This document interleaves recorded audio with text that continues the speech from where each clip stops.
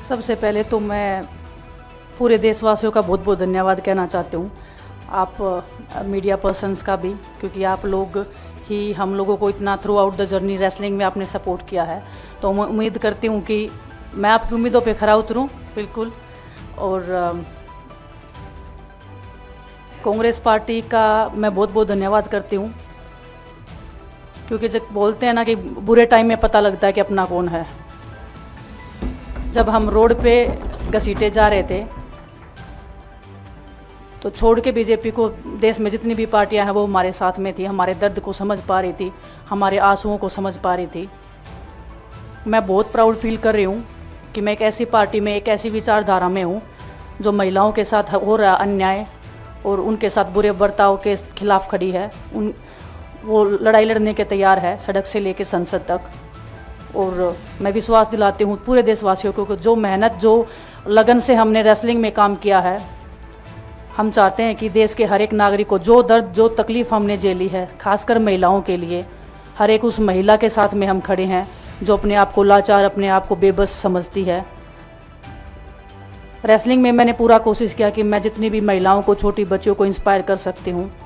मैं चाहती तो मैं जंतर मंतर पे रेसलिंग छोड़ सकती थी, और सभी लोग भी मान रहे थे, पूरा देश इस चीज़ को विश्वास कर रहा था, क्योंकि बीजेपी आईटी सेल ने उस चीज़ को साबित करने की कोशिश की थी कि हम चले हुए कारतूस हैं, हम ख़त्म हो गए हैं, हम पॉलिटिक्स कर रहे हैं।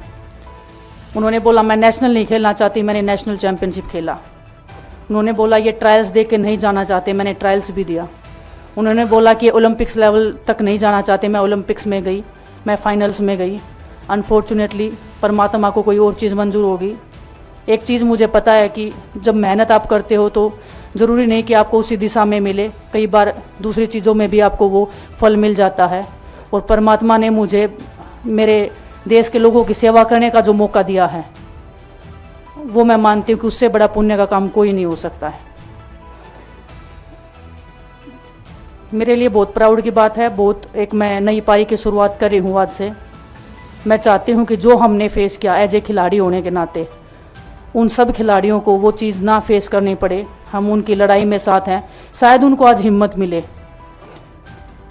कि जो पार्टियां पावर में रहती हैं शायद वो साथ में नहीं खड़ी हों, लेकिन उनके बहन भाई हैं जो उनके साथ में खड़े हैं। और हमें पता है स्पोर्ट्स में कितना गलत होता आया है, नहीं बोल पाते हैं खिलाड़ी। आप हमसे देख लो, बजरंग के ऊपर डोप का बैन लगा दिया 4 साल का, सिर्फ किसी लिए कि सिर्फ उन्होंने आवाज़ उठाई थी हमारे साथ बैठ के। तो उसका भुगतान हम कर रहे हैं, आज तक कर रहे हैं, लेकिन हम डरेंगे नहीं, पीछे नहीं हटेंगे। जो लड़ाई थी वो जारी है, ख़त्म नहीं हुई है। कोर्ट में हमारा केस चल रहा है, वो लड़ाई भी हम जीतेंगे, ज़िंदगी की जंग भी हम जीतेंगे। खेल में जैसे हमने कभी हार नहीं मानी है, तो हम इस नए प्लेटफॉर्म पे जो आ रहे हैं, देश की सेवा का भाव, और सिर्फ बोलने तक सीमित नहीं रहेगा ये। हम दिल से हमने खेल किया है और दिल से हम ये काम करेंगे, जी जान से मेहनत करेंगे, अपने लोगों के बीच में रहेंगे। जो भी हम अपने लोगों का भला कर सकते हैं, चाहे कितना ही % हमारे हाथ में होगा, वो हम करने की कोशिश करेंगे। और मैं अपनी बहनों को बताना चाहती हूँ कि आपकी बहन आपके साथ में है। किसी भी मुसीबत में, किसी भी पल, किसी भी क्षण आप ऐसे मत समझना कोई भी आपके साथ में नहीं है।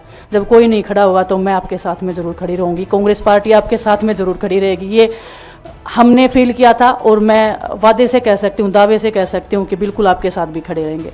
बहुत बहुत धन्यवाद आप सबका।